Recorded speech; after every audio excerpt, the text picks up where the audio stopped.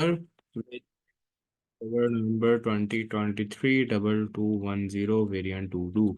So let's start this paper. The first question of the paper says that tick one box to complete the sentence. Verification is used to make sure that a value entered. Up now I am talking about the verification. And when it comes to verification, I make sure that when the value is entered, it has not changed during the input. No, the answer is A. Verification is used to make sure that the value entered has not changed during the input. Whereas when it comes to validation, validation means that you are checking that if your data is sensible or not. If your data is correct or not. I am repeating. Verification is used to make sure that a value entered has not been changed during the input, and validation is used to make sure that you have correct data and valid data. Question number 2 says that a type of validation check is a length check. Another type of validation check is used to make sure that any data entered is in the date, month, year style.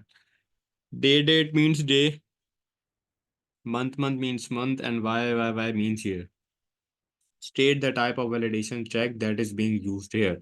Now, this is going to be a format check because they have given me a format. The B part says that give one example of normal test data and one example of abnormal test data. You should use to make sure that your answer in part A is working properly. तो सबसे पहले तो यहाँ पे मुझे इन लोगों ने format दिया हुआ है, वो दिया हुआ है ये, that is date, month and year. अब अगर आपके पास कोई नॉर्मल डेटा है तो वो किस तरीके से होगा? For example 3012 and 1980। So what I'm going to write that the data, the date is written in correct format. The date is written in correct format and should be accepted. एक चीज ही हो गई। एबनॉर्मल के अंदर बेटा अगर किसी ने इस तरीके से लिख दिया 30 दिसंबर 1940, तो ये वाला डाटा जो है एक्सेप्टेबल नहीं होगा। और रीजन क्या आएगा यहाँ पे कि the month is not in correct format and should be rejected. तो यहाँ पे आंसर को डिलीवर करते हुए आपने जो इन चीज़ों का ख्याल रखना है वो ये कि एक मार्क आपको मिलेगा आपकी अप्रोप्रिएट टेस्ट डेटा की टाइप पे, और 2 मार्क्स आपको मिलेंगे उसके रीज़न के साथ। तो ये जो पूरी लाइन यहाँ पे मैं लिख रहा हूँ कि ये डेटा एक्सेप्ट होगा और ये डेटा एक्सेप्ट रिजेक्ट हो जाएगा, ये लिखना ज़रूरी है ताकि आपके मार्क्स प्रॉपरली एलोकेट हों। इसके बाद सी पार्ट है। सी पार्ट में लिखा हुआ है कि describe how a length check could be used with the data enter. Length check क्या करता है बेटा? Length check checks that there are 10 characters in total. Total characters जो हैं वो 10 होने चाहिए इन टोटल। ये तो 1 मार्क मिल गया, 2 मार्क्स का है। इसका मतलब ये कि if the data is too long और short it will be rejected. इसके बाद आपका क्वेश्चन नंबर 3 है, और क्वेश्चन नंबर 3 के अंदर आपसे कहा हुआ है कि 4 pseudocode statements and 5 pseudocode uses are shown. Draw one line to link each pseudocode statement to the most appropriate pseudocode use. सबसे पहले यहाँ पे pseudocode का स्टेटमेंट है मेरे पास और यहाँ पे pseudocode का यूज है। pseudocode स्टेटमेंट में लिखा हुआ है कॉल कलर न्यू कलर। अब ये क्या है? ये कलर आपके पास जो है बेटा कॉल हो रहा है। ये कलर क्या है? ये आपके पास एक फंक्शन है या प्रोसीजर है। तो ये काउंटिंग नहीं हो सकता, फाइंडिंग एन एवरेज नहीं हो सकता, टोटलिंग कंडीशनल स्टेटमेंट भी नहीं हो सकता। तो ये तो सीधा सीधा आपका जाएगा प्रोसीजर के ऊपर। सेकंड में क्या हो रहा है, तीन वेरिएबल्स हैं, तीनों जो है डिवाइड हो रहे हैं थ्री से, क्या मतलब यहाँ पे क्या हो रहा है, एवरेज। थर्ड में क्या है, loop equals to loop plus one, यहाँ पे लूप लूप प्लस वन, यहाँ पे एक इंक्रीमेंट हो रहा है तो यहाँ पे होगी काउंटिंग, और यहाँ क्या लगा हुआ है, if count is greater than seven then x is to be assigned as zero. ये if then else end if का लूप लगा हुआ है, जो आपके पास ये आएगा। तो this is your correct answer. इसके बाद आपके पास बी पार्ट है। बी पार्ट में लिखा हुआ है कि एक वन डायमेंशनल एरे है, एक वन डायमेंशनल एरे है, that is called as temperature. मेरे पास एक वन डी एरे है जिसका नाम है टेम्परेचर। इसके अंदर कितने एलिमेंट्स हैं, टोटल नंबर ऑफ एलिमेंट्स कितने हैं, 25, जो स्टार्ट हो रहे हैं इंडेक्स की वैल्यू वन से। इनके अंदर वैल्यूज हैं जो रेंज करती हैं -20 से लेके 100 तक, इंक्लूसिव, मतलब जो भी वैल्यू उसके अंदर आ रही है। अब सवाल आपसे कहता है कि write a pseudocode algorithm using a single loop to find the lowest value in the array and output the result only at once। तो यहाँ पे याद रहे आपको मैक्सिमम और मिनिमम वाला कॉन्सेप्ट। अब वही उसी कॉन्सेप्ट को लेके आगे चलेंगे। सबसे पहले जैसे मैंने मिनिमम को क्या करता था, मैं सबसे ज़्यादा वैल्यू दे देता था, और मैक्सिमम को हम कर देते थे सबसे कम। लेकिन यहाँ पे मैक्सिमम नहीं निकालना, सिर्फ मिनिमम निकालना है, इस वजह से मैंने सिर्फ मिनिमम लिया है। इसके बाद मैंने लगाया for count 1 to 25 if temperature count is less than the minimum value, then minimum should be assigned as your temperature count। और यहाँ पे हम क्या लगा देंगे फिर, एंड इफ, और इसके बाद हम चले जाएंगे अपने नेक्स्ट काउंटर की तरफ।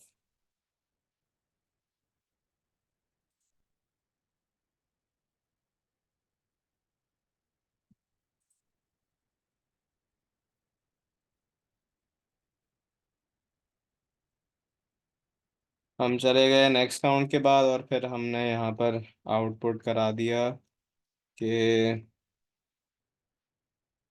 The lowest temperature is what ever और मिनिमम।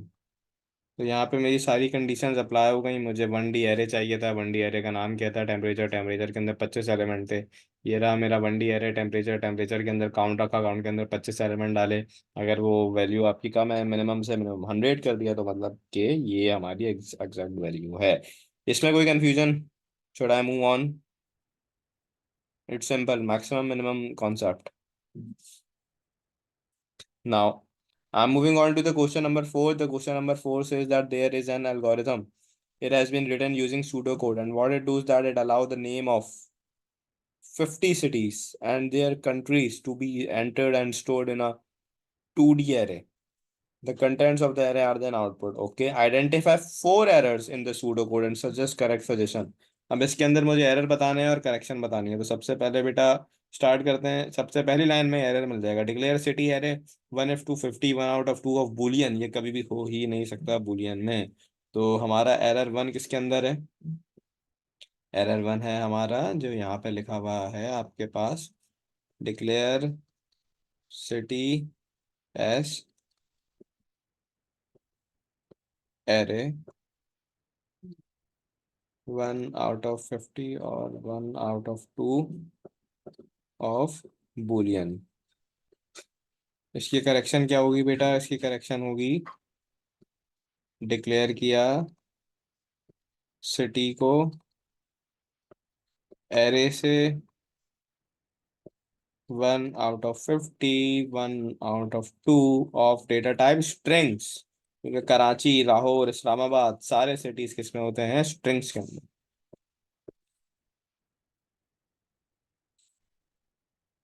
अच्छा, एक एरर निकल गया, अब दूसरा एरर निकालना है। Now this is good, this is good, this is good. अच्छा, look closely here. This is an if statement and it should be ending with the and if, but right here यहाँ पे क्या आ रहा है मेरे पास, until. तो एक error मेरे पास आ रहा है मेरी लाइन नंबर 5 में, और लाइन नंबर 5 में मेरे पास क्या आ रहा है, इफ। और it should B repeat.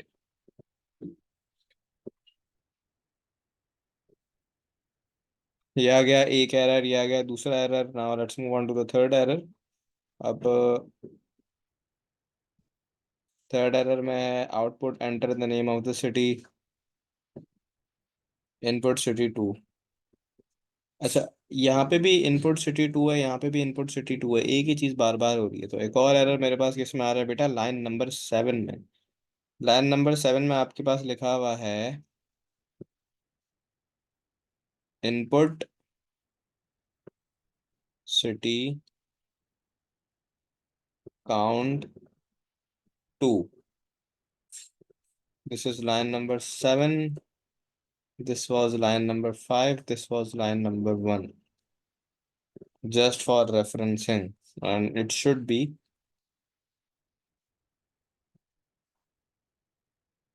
input city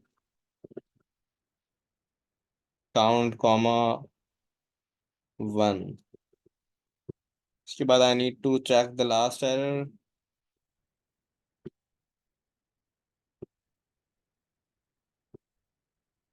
Yes, for 1. Okay, so this is the next error on line number 12. You can see that what is written is like for out 1 to 1. This should be for out 1 to 50, because there are 50 elements, and until your count is 50. So that's all for this question. Now let's move on to this part. Now the B part says that describe the changes you should make to your corrected algorithm to allow the name of a country to be input and to display only the city stored from the cities. You do not need to rewrite the algorithm. अब दोबारा से बेटा algorithm को लिखने की ज़रूरत तो नहीं है, लेकिन मुझे सिर्फ इसके अंदर अपने चेंजेस बताने हैं कि मैंने अभी इसमें क्या क्या चेंजेस किए हैं। और ये कितना मार्क्स का है, 5 मार्क्स का है। अच्छा जी। तो चलो 5 पॉइंट्स लिखते हैं यहाँ पे।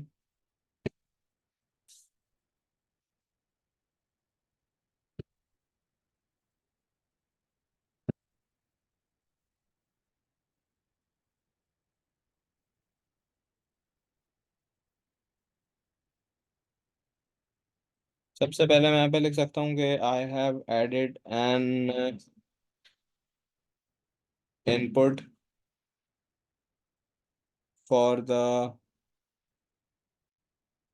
कंट्री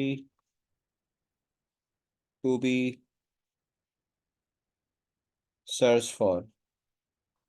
इसका मतलब ये है कि अगर मैं यहाँ पे लाइन नंबर 11 और 12 के बीच के में आऊँ, तो I can add a sort of a prompt right here to ask कि कौन सी कंट्री जो है मुझे इसमें सर्च करनी है।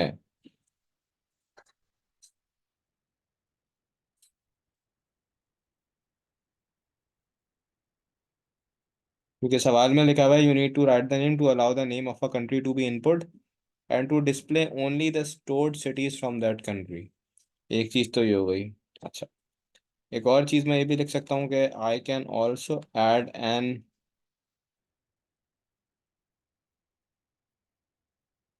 If statement to check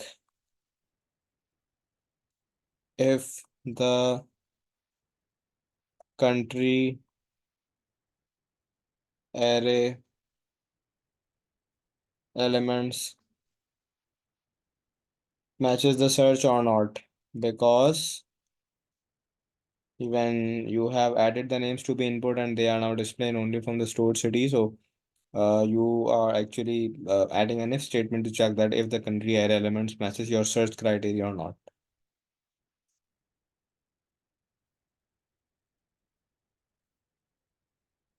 1 mark, 2 mark. अच्छा, यहाँ पे एक और चीज़ हम ये भी कर सकते हैं कि लाइन नंबर भी ऐड कर सकते हैं। तो यहाँ पे अगर मैं लिख दूँ कि ये मैं ऐड करूँगा लाइन 11 से 12 के इन बिटवीन में, और जो ये वाला स्टेटमेंट है या फिर स्टेटमेंट, ये मैं लगाऊंगा अपनी लाइन नंबर इस पॉइंट पे, लाइन नंबर 12 और 13 के ऊपर। तो 1, 2, 3, 4, 4 मार्क्स तो मिल गए। 2 मार्क्स और लेने हैं।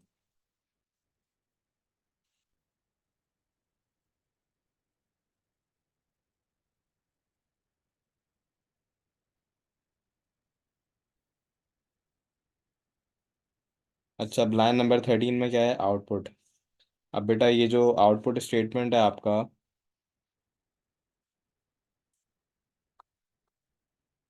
The output in line 13, it should be after a then, और if it does not check the next element। तो उसको मैं एक दफ़ा फिर से बता देता हूँ। सबसे पहले तो हमने अपने सवाल के अंदर सारे एरर्स निकाले। इसके बाद बी पार्ट के अंदर आपके पास है कि मुझे इस एल्गोरिथम के अंदर कुछ चेंजेस करने हैं। उन चेंजेस के अंदर I need to describe the changes you should make to the corrected algorithm to allow the name of a country to be input and display only the stored cities from that country. देखो, इस programme के अंदर बेटा मुझे country add कराना है, और country add कराने के बाद इनपुट होगा, allow the name of a country to be input, ये इनपुट होगा, और उसके बाद मुझे डिस्प्ले कराना है सिर्फ stored city from that country. मतलब कि अगर पाकिस्तान है तो पाकिस्तान के अंदर क्या क्या है, लाहौर है, इस्लामाबाद है, ये सारे कंट्रीज हैं। तो अगर ये चीज़ें मैं एंटर करूंगा जब भी तो सर्च होगा। तो कोड लिखने की जरूरत नहीं है, सिर्फ समझाना है क्या करना है। तो सबसे पहले मैंने लिखा कि भाई वो इनपुट लेगा कौन सी कंट्री, उसको सर्च करना है। फिर उसके ऊपर फिर स्टेटमेंट लगेगा कि अगर वो जो सर्च कर रहा है सिटी, वो उस कंट्री के अंदर इंक्लूडेड है या नहीं। अगर इंक्लूडेड आ जाता है तो देन पे चले जाएंगे हम लाइन नंबर 13 पर, और नहीं आता तो वो नहीं होगा चेक। मैंने लाइन नंबर ही मेंशन कर दिया। So that's makes it 1, 2, 3, 4, 5, 6, 6 marks. अच्छा, हमने एक एक्स्ट्रा ही लिख लिया है। That's good. I hope it's clear. You need to do it what correspondence of the code that is given to you. उसके बाद 5 में आपके पास है कि explain how variable and constant should be use when creating and running a program. Variable और constant हमारे पास कैसे यूज होते हैं जब हम कोई भी प्रोग्राम बना रहे होते हैं। तो दिस इज फॉर 3 मार्क्स। पहले तो हम यहाँ पे लिखेंगे कि भाई वेरिएबल्स एंड कांस्टेंट्स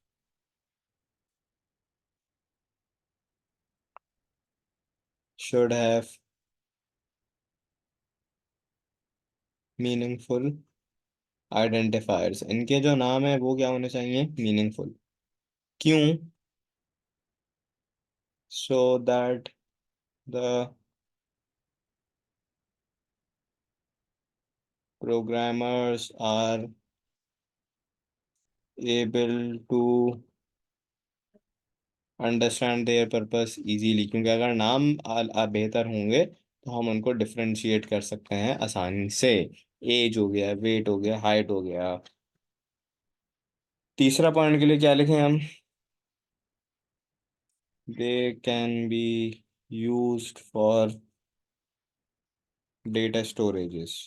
इसके अंदर फिर आप लिख सकते हो कि अगर तुम कांस्टेंट वैल्यू ले रहे हो तो कांस्टेंट की वैल्यू कभी भी चेंज नहीं होगी। अगर वेरिएबल ले रहे हो तो वेरिएबल की वैल्यू चेंज हो सकती है। It's totally up to you can even write this.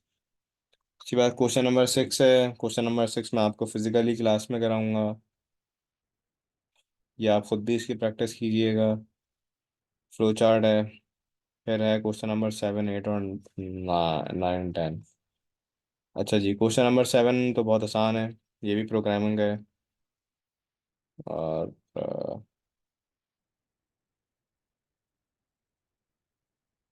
Question number 7 के अंदर आपके पास लिखा हुआ है कि the string operation substring quote start और number returns a string from quote beginning at position start that is number characters long. The first character in code is in position 1. Write a pseudocode statement to store learning never exhaust the mind in code. अच्छा, पहले इस condition को पूरा करते हैं। ये मैंने लिखा कोड और इसको मैंने असाइन करा दी क्या value, learning never exhausts the mind. Extract and display the word the mind from the string. लेकिन यहाँ पे क्या लिखा हुआ है, सब स्ट्रिंग का ऑपरेशन क्या है, कोड स्टार्ट और नंबर। तो बेटा आपके पास कोड तो आ गया, अब स्टार्ट की वैल्यू क्या दोगे, तो मैं इसमें से क्या निकालना है, द माइंड निकालना है ना। ये रहा द माइंड। तो पहले देखो कितने कैरेक्टर्स पे जा रहा है, 1 2 3 4 5 6 7 8 9 10 11 12 13 14 15 16 17 18 19 20 21 22 23 24 25। टोटल कैरेक्टर्स जो आ रहे हैं वो मेरे 25 आ रहे हैं। 25 के बाद अगर मैं चलूँ 1 2 3 4 5 6 7 8, 8 कैरेक्टर्स अगर मैं और चलूँ तो मेरे पास ये निकल आएगा। तो यहाँ पे मैंने इसकी रेंज सेट की और रेंज सेट करने के बाद यहाँ पे मैंने लगा दिया आउटपुट सब स्ट्रिंग, और सब स्ट्रिंग के साथ मैंने यहाँ पे लगा दिया कोड स्टार्ट और नंबर, और यहाँ पे फिर मैंने आउटपुट कर दिया लोअर केस को कोड के साथ, क्योंकि सवाल में लिखा हुआ है कि output the original string in lower case. इसमें कोई problem, this is all for 5 marks. फिर 8 आपसे कहता है कि explain why a programmer would use procedure and parameters when writing a program. एक प्रोग्रामर जो है वो प्रोसीजर क्यों यूज करेगा और पैरामीटर एक प्रोग्राम को लिखते हुए। तो बेटा मैं प्रोसीजर और पैरामीटर यूज करता हूँ। 4 मार्क्स के लिए लिखना है, चलो एक पॉइंट लिखते हैं इसलिए। To enable the programmer to write a collection of programming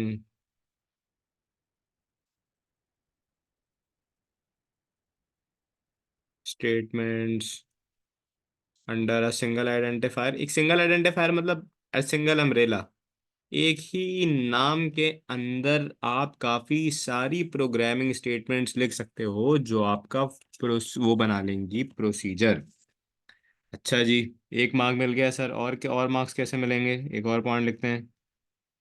to allow modular programs to be created, इस तरह से कि हमारे प्रोग्राम के डिफरेंट पार्ट्स हो जाएं। अगर तुम्हें याद हो वो डीकम्पोजिशन एब्स्ट्रैक्शन पीडीएलसी के अंदर, तो तुम इस पॉइंट को रिकॉल कर सकोगे। अच्छा, एक और चीज़, ये एक दफ़ा लिख दिया भाई, अब उसको बार बार लिख सकते हो।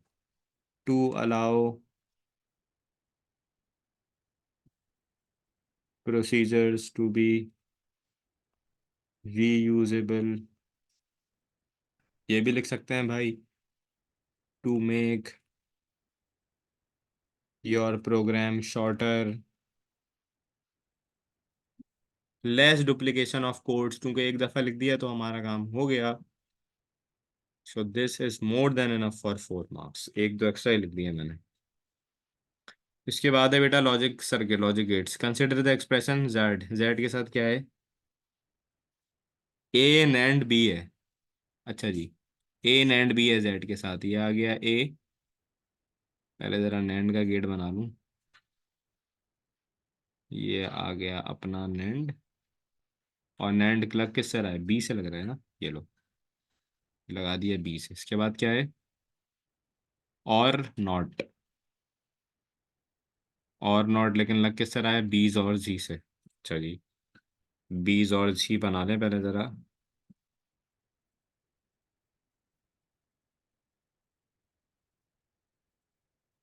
अच्छा, this is a XOR gate, मेरी ड्राइंग थोड़ी सी अजीब सी है। ये आ गया आपका बीज और सी। बीज और सी के बाद क्या लग रहा है? नॉट। ये लो, ये लगा दिया हमने नॉट। और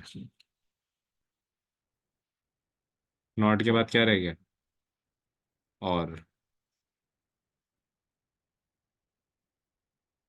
ये, दैट्स इट। 4 मार्क्स मिल गए। ट्रुथ टेबल आप लोग खुद कर लीजिएगा, आसान है बहुत। The last question is of database. मेरे पास एक डेटाबेस है, डेटाबेस टेबल का नाम है horse. Horse store details about the horses kept at a horse sanctuary. State the number of records in the database field. इसमें कितने सारे वो हैं रिकॉर्ड्स, वो बताने हैं। गिन लेते हैं। 1 2 3 4 5 6 7 8 9 10 11 12 13 14 15 16 17 18। 18 रिकॉर्ड्स हैं भाई। 18 रिकॉर्ड्स आ गए। Give the name of the field that is most suitable to be the primary key, state a reason for the choice. इसमें से प्राइमरी की कौन सी हो सकती है? वो वाली फील्ड देखो जो बार बार रिपीट नहीं हो रही। F&M बेटा, नहीं, क्या हो गया? प्राइमरी कैसे हो सकती है? वो जेंडर है, वो बार बार रिपीट हो रहा है। प्राइमरी की इसके अंदर होगी ये कोड, क्योंकि हिसाब की अलग है, सेम डुप्लीकेट नहीं हो रही। प्राइमरी की हमेशा बोलती है डुप्लीकेट ना हो। और इसका रीजन क्या है? Each entry is unique. फिर कह रहा है कि the database only allow the data data types, Boolean है, कैरेक्टर है, डेट टाइम, इंटीजर है, रियल है, टेक्स्ट है। कह रहा है ब्रीड, ब्रीड जेंडर एज आ रहा है, फिर इसकी डेटा टाइप्स बताओ।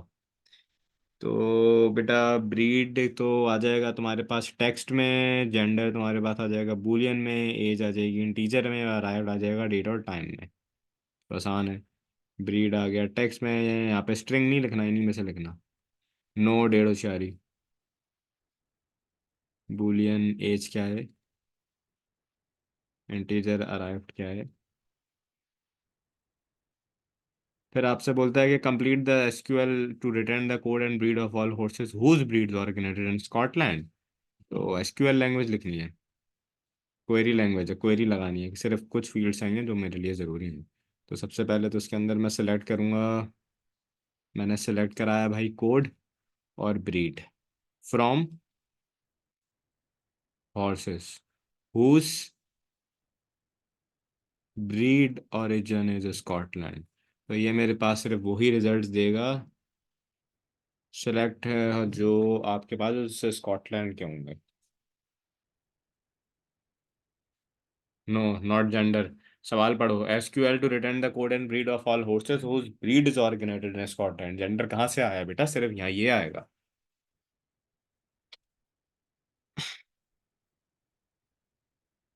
सो दैट्स डन फॉर दिस। बाकी फॉर क्वेश्चन नंबर 11 वो हम एंड में करेंगे, इसका नहीं, जो मैं आपको करवाऊंगा वो प्रैक्टिस के लिए। So that's it for today. वो